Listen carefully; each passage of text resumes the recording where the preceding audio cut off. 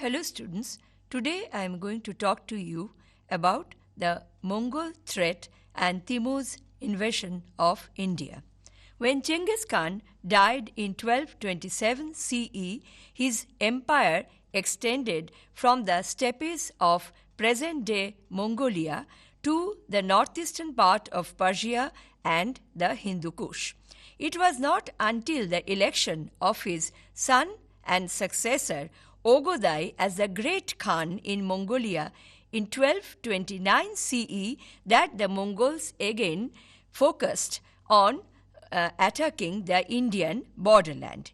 In 1241, they contemplated entry into this region, that is, into the territory of the Delhi Sultanate, thus inaugurating a long period of hostilities with the Sultanate, which lasted beyond the sack of Delhi by the Central Asian conqueror Timur in the year 1398 CE. Coming to the sources from which we can learn about the Mongol threats and their invasions.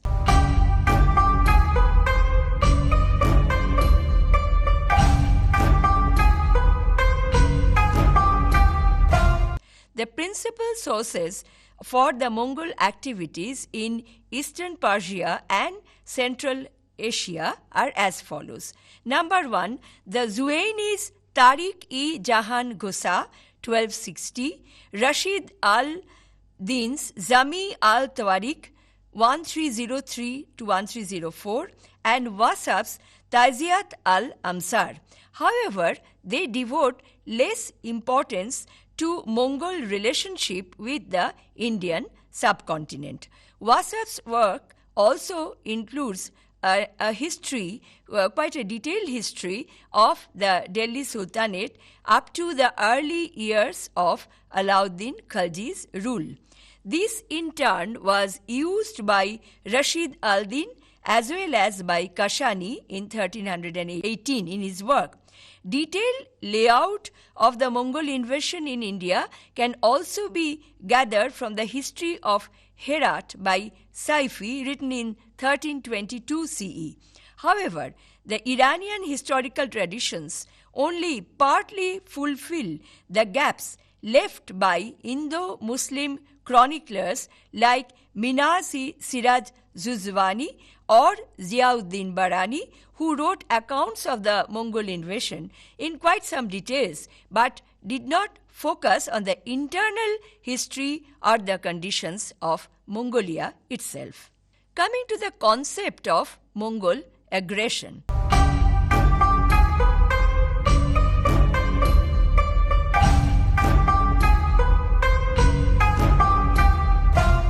After Genghis Khan's son Ogodai's death, the Mongols had adopted an ideology of world conquest to which the whole earth was already granted to them by the eternal sky god Tengri.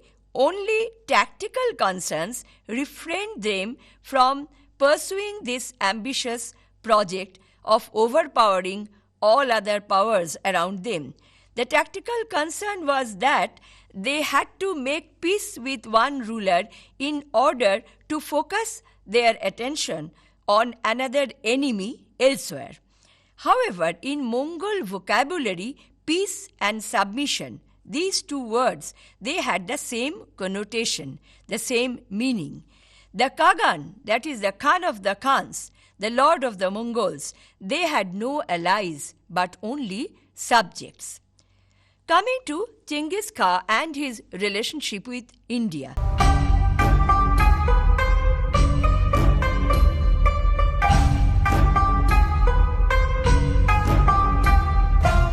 In the opinion of Professor Habibullah, Genghis Khan refrained from greater operations within India out of regard for Sultan Iltutmish's neutrality as demonstrated in his refusal to help or assist Jalaluddin, who was in confrontation with Genghis. Genghis is also credited with the quality of moderation and observation of international practice. In this interpretation, what we can find that Chengiz's policy towards the Indian subcontinent around 1223 CE was quite unique. Besides, during this period, more than India, some other areas like Transoxiana, Khwarazm, and the Gazana region, they were of more interest to Chinggis Khan.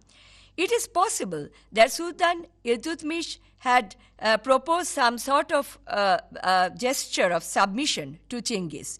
90 years later, in 1310-11, an embassy was sent to Sultan Alauddin's court from Mongolia, and it was conveyed there that how Alauddin's predecessors during the time of Chinggis Khan and his son Ogodoy had followed a policy of conciliation and obedience.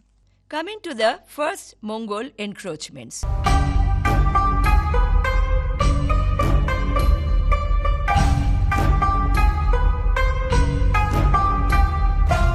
In 1235, Mongol troops were ordered to advance towards India, and Kashmir was ravaged in course of the movement, and this campaign lasted for around 6 months.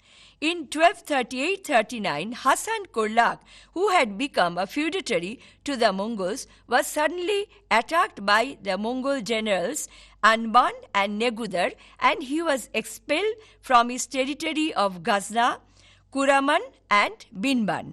He fell back on the sultanates. He sought the support of the Delhi sultans. The Mongol campaign against Hasan Kurlak brought them to the doorstep of Delhi Sultanate. They occupied such territories which were previously used by the Ghurid invasion of India. By 1245-46, a campaign led by the Mongol general Mongeddu dislodged Hasan Kurlak from Multan, and the city was seized by the Mongols, and Kurlak was forced to flee down the Indus in a boat towards Sivistan and Daibul. Minaz-e-Siraz-Zuzwani gives prominence to this account of this campaign, focusing on the fact that the future Sultan Balban, he had an important role to play in all these developments. Balban not only secured Mongeddu's withdrawal, but there is a description that how the Delhi force took an aggressive role during the winter of 1246-47 CE. At this point of time, Balban has advanced as far as the river Indus, baffling the Mongol frontier patrol. However, one should keep it in mind that Mongol incursion gradually became an annual event, and the Delhi Sultanate had to cope with that. Next, I will talk to you about the tension within the Mongol Empire.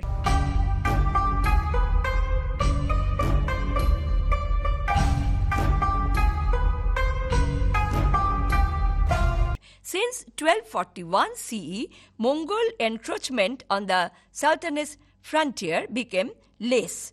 Tensions within the Mongol Empire was perhaps the reason for these lesser activities. The lines between the authority of the Khagan or the Khan of the Khans and those of his more important kinsmen got increasingly obscured.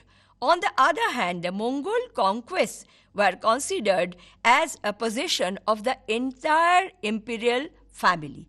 As a result, no importance could be given to one particular prince without the consent of the other family members. Thus, in the Indian borderland in 1230s, one can find that the families of Chinggis Khan's 4 sons were each represented by a commander. Ultimately, disintegration of the Chinggis Khan's empire into a number of khanates impaired the Mongols' capacity to pursue expansionist policies, be it in Syria, in East Europe, in China, or in India. However, this was not the end of the story of the Mongols. The Sultanate had to face the Mongol crisis time and again much after this. The build-up of Mongol power in Persia ultimately created a link with the internal affairs of the Delhi Sultanate, especially in the context of the flight of Jalaluddin Masud, the brother of Mahmud Shah, into the Mongol territory, where he was granted with certain posts and a province was also given to him. But Jalaluddin Masud's authority in this region did not last long. The reason for this was his participation in the campaign which restored Ulugh Khan Balban to power in 1254 CE. Mongol interest in the Lahore region suffered a setback earlier also when Jalaluddin Masud reconciled with his brother Sultan Mahmud Shah.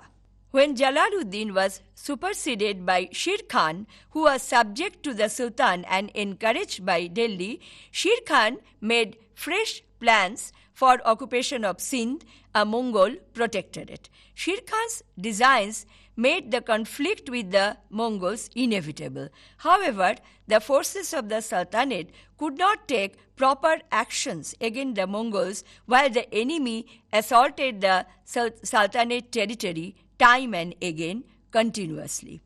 Iltutmish's campaign against Khurram Shah's lieutenants had brought a number of strongholds under his control between the river Jhelum and Ravi. But the situation was always fluctuating. At one point, if Iltutmish was gaining an upper hand, then at another point, the Mongols, who through their satellites controlled Binban, the Salt Range, and the middle and upper Indus Valley, threatened the heartland of Delhi Sultanate. Describing the events in 1250s, Zuzwani time and again refers to Tabar Hind as the frontier, and this was the frontier of the Islamic territory, including such provinces as Sindh, Lahore, and the areas towards the river Bias. The Mongols were attacking these areas in 1258 CE, and a few years beyond that into Ghiyasuddin Balban's reign, the Mongols were also crossing the river Bias. The situation did not look like that the Mongol aggression would subside after reaching Lahore following the earlier tradition. They have become more ambitious by this point of time. Now coming to the Mongols in India after 1266 CE.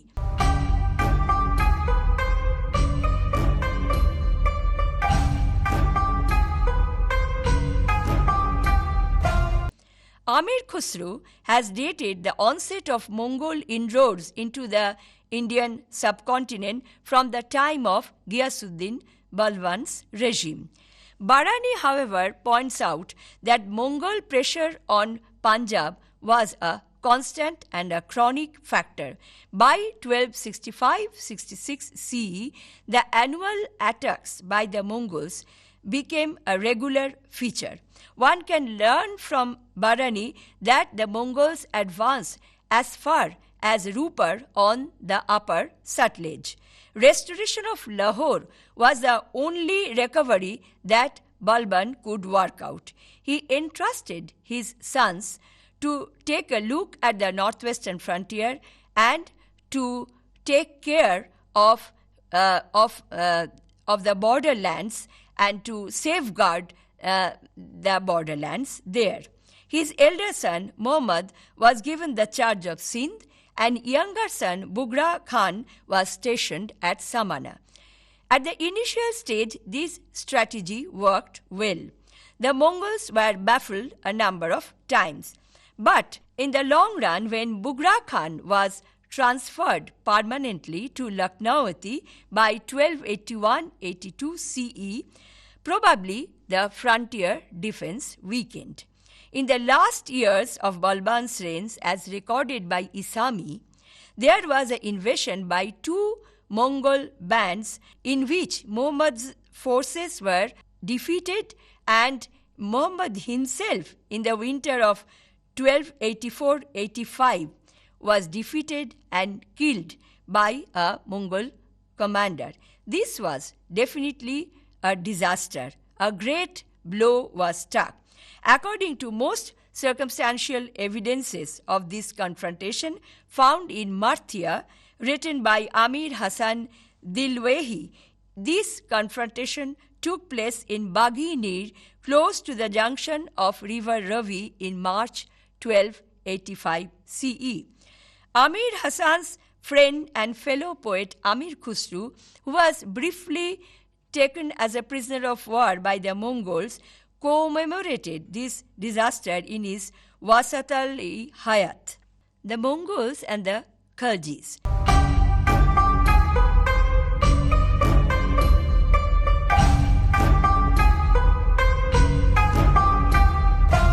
During the early years of the Khalji dynasty, 1290 to 1320 CE, the Mongols exerted their pressure on the independent Muslim power in northern India.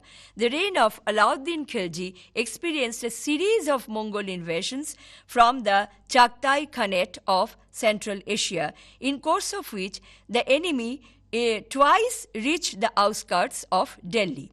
In 1299, Alauddin planned to attack the Mongols. The Sultanate army was led by Zafar Khan, who defeated the Mongols. However, the Mongol general tricked Zafar Khan and killed him. In face of continued resistance coming from Alauddin Khilji, in spite of Zafar Khan's death, the Mongols were forced to retreat. During the second attack, Alauddin was in a bit of a disadvantageous position, and he was forced to retreat to the fort of Siri, where the Mongols staged a siege for around 2 months, after which they again retreated. After this, the Khalji Sultan took several steps to secure the border. Forts were built, the army was enforced, and while the Mongols continued with their aggressive policy, in retaliation, Alauddin Khilji also sent plundering armies under the leadership of veteran General Ghazi Malik to Kandahar, Ghazni, and Kabul, and effectively damaged the Mongol line of control leading to India. So, Alauddin Khilji's confrontation with the Mongols gave the Mongols quite a lesson that the sultanates were not ready to surrender that easily. Now coming to the Mongols and their confrontation with the Tughlaqs.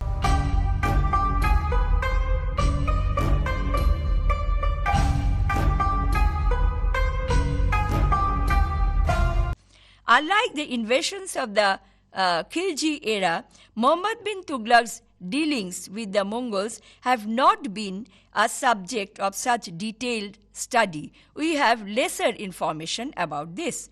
When Muhammad succeeded his father Ghiyasuddin Tughlaq, the situation in the northwestern frontier was quite of sporadic hostilities.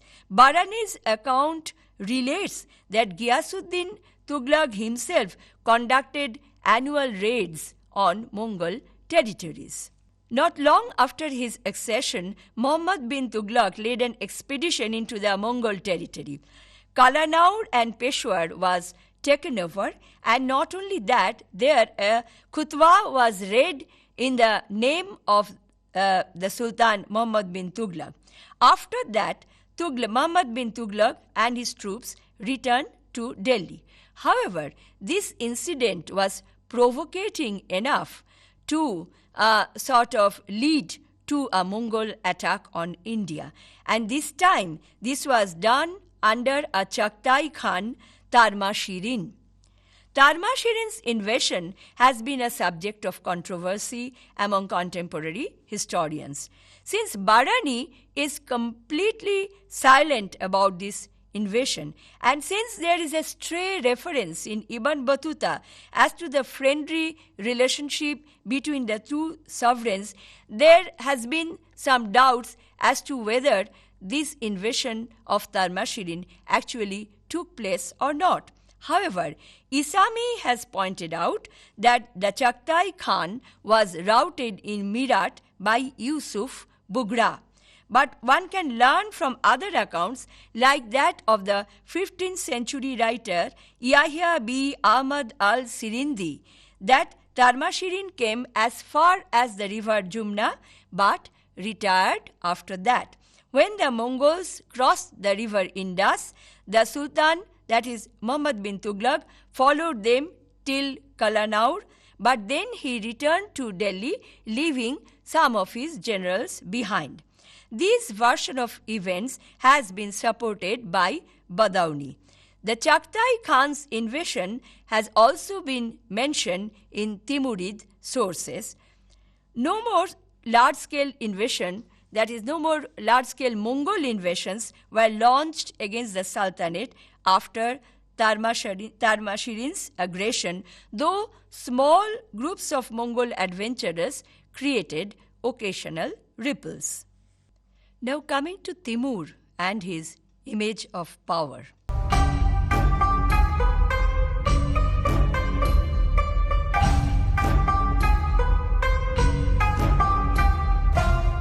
First, I'll talk to you about the description of Timur as given by the celebrated Arab historian Ibn Khaldun. How Ibn Khaldun is describing Timur. Timur is described as the king of the greatest and the mightiest of the kings. Some attribute to him knowledge, others attribute to him heresy, still others attribute to him employment of magic and sorcery, but in all this there is nothing. It is simply that he is highly intelligent, addicted to debate and argumentation about what he knows and also about what he does not know. Khaldun had met Timur on several occasions between 1401 and 1405 and attempted to make a summary of the warlord's complex personality and his charismatic nature.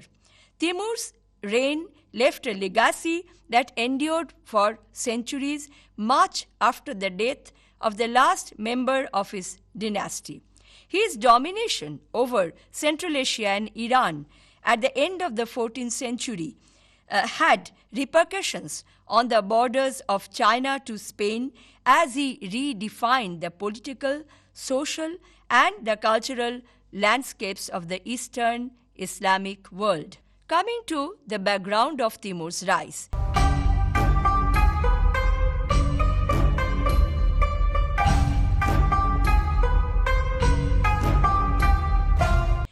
Before Timur rose to power, Iran and Central Asia were divided among an array of dynasties and nomadic tribes.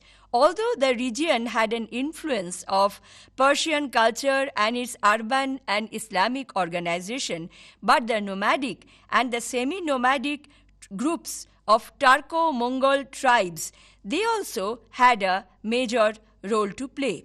Timur, a warlord of a modest origin, integrated the different groups and cultures into his domain, creating one of the largest empires in history.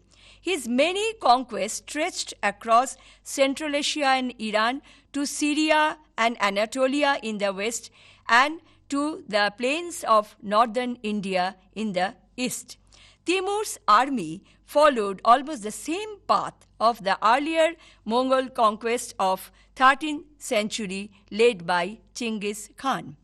When Timur came to power, he continued the traditional Chinggisid practices, perhaps to give his rule, his dynasty, a kind of a legitimization, to stress the connection between his dynasty and the dynasty of Chinggis Khan. They were related in a way. Born in a branch of the Barlas tribe, his ancestry could also be traced to the Virgin Alankua, reputed to be the common ancestress of Chinggis and Timur. Incursion of India.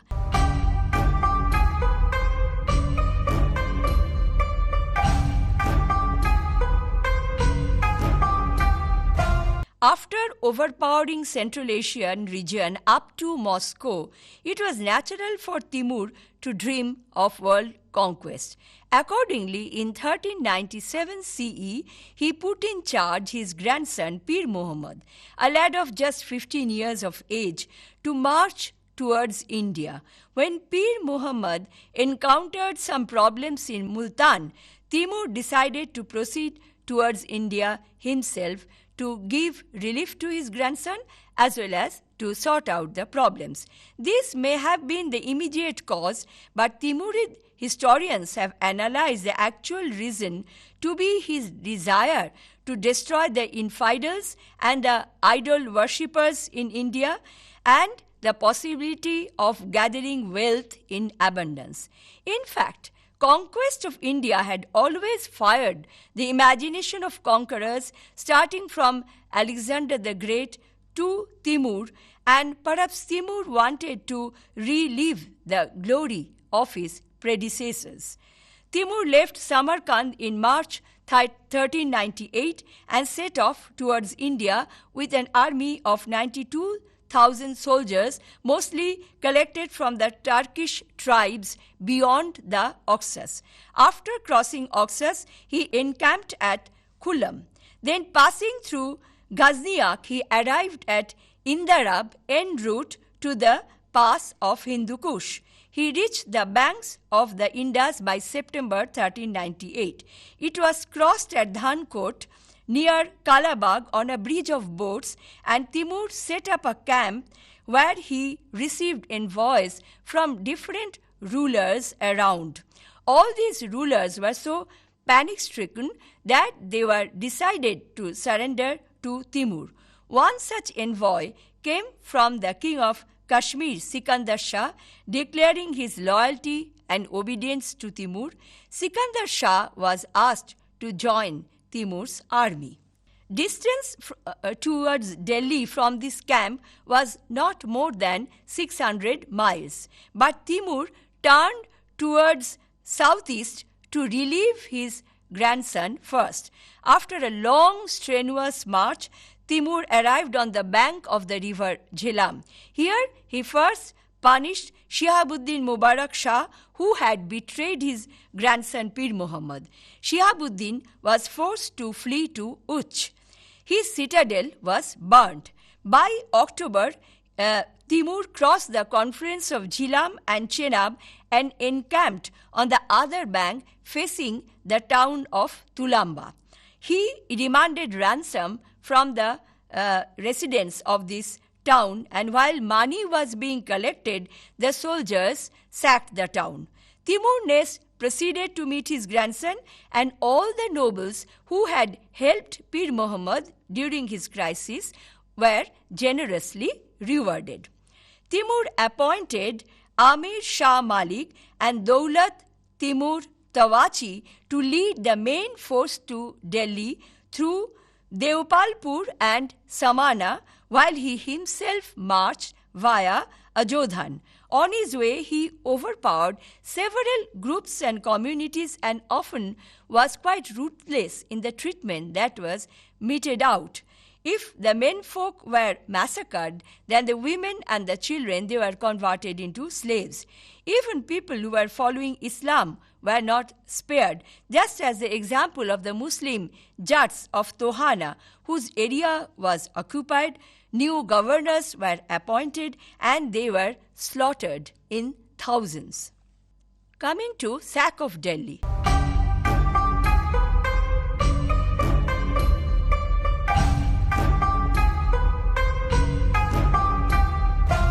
By December 1398, the army arrived at Tughlaqpur, located near Panipat. Timur could have directly moved to Delhi, but without taking any risk, he crossed the Jamuna and first captured and burned the fort of Loni. The inhabitants of the area, both the Hindus and the Muslims, were panic-stricken. Timur, as per his convention, held a council of war in which the different opinions were considered. The concerns that were expressed in this meeting were as follows. Number 1, regarding the war elephants of the Delhi Sultan. Number 2, regarding the scarcity of provisions. And number 3, regarding the increasing number of prisoners of war, which has increased to a level that it was becoming difficult to feed them. To solve the first problem, Timur instructed the use of iron claws to be hurled at the elephants by his infantry before attacking them. Secondly, Amir Jahan Shah and Amir Suleiman Shah, his generals, were directed to collect as much as possible, that is, large quantities of grains as provisions. Regarding the third issue, a ruthless decision was taken. In the context that these prisoners of war might revolt and join the Indian army when the confrontation would be continuing, these unarmed men, around 50,000 in number, were massacred. Timur did not want a prolonged war.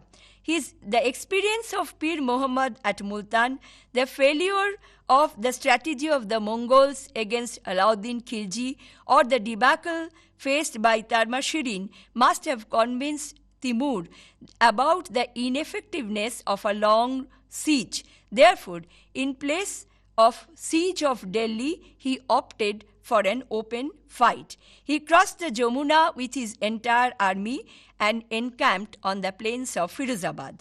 The encampment was well protected by trenches and by felled trees. And in front of the trenches, there were buffaloes and camels who were placed, and their legs and necks were tied together. The purpose was to create an effective barrier against elephant charges and to create an impression of fear and uncertainty, perhaps a tool of modern psychological warfare. Sultan Mahmud's preparation for war, in comparison, was quite inadequate. The infantry, the cavalry, along with the elephants of his army, was much less in number, and there was no prospect of any help from neighboring rulers. In open war, Timur himself commanded the center, while he was helped by his relatives and his trusted generals to take care of the left and the right flank.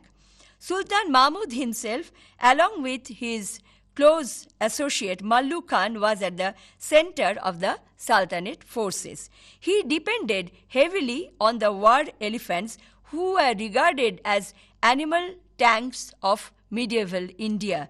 They were rank breakers and cavalry dispenser. Battle for Delhi.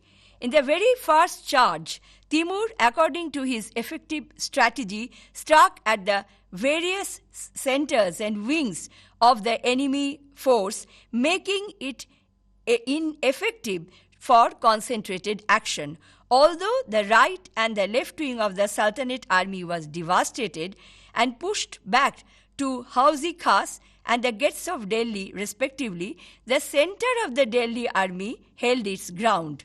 Supported by the elephant force, Sultan Mahmud made an all-out effort. However, by the evening, Mahmud's exhausted soldiers started running away, and this soon turned into a stampede.